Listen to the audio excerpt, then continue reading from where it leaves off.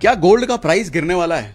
अब ये सवाल मेरे मन में क्यों आया कि दुनिया के सबसे बड़े गोल्ड के खरीदार सेंट्रल बैंक्स होते हैं। सेंट्रल बैंक्स ने 2022 के बाद ताबड़तोड़ 1000 टन हर साल खरीदा है।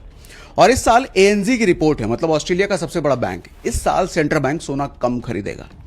दूसरी तरफ मैं देखता हूं कि इस बार जियो पॉलिटिकल टेंशन जो है, जैसे रशिया यूक्रेन का युद्ध पिछले 2-3 साल से चला आ रहा है, अब शायद वो थम जाए, क्योंकि ट्रंप भी कोशिश कर रहे हैं कि वो थम जाए, क्योंकि अब दोनों देशों को भी समझ में आ गया इससे कुछ ज्यादा फायदा होने वाला नहीं है।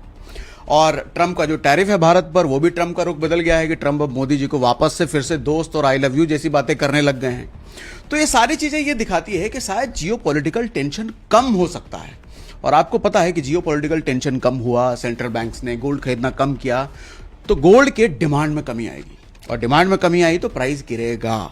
लेकिन बात यह भी सच है कि गोल्ड का प्राइस जब जब गिरता है, थोड़े समय के लिए गिरता है, कि उसके बाद वो वापस एक नया ऑल टाइम हाई बनाता है।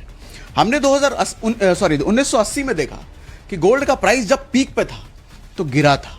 2011 में देखा गोल्ड का प्राइस पीक पे गया तो 44% गिरा। 2020 में हमने देखा गोल्ड का प्राइस पीक पे गया फिर गिरा, लेकिन हर गिरावट के बाद गोल्ड ने नया ऑल टाइम हाई बनाया। इस पर हमने डिटेल में एनालिसिस करी है। ये जो थंबनेल दिख रहा है आपको यूट्यूब वीडियो का, और नीचे लिंक भी है, देखिए और पूरा देखिए।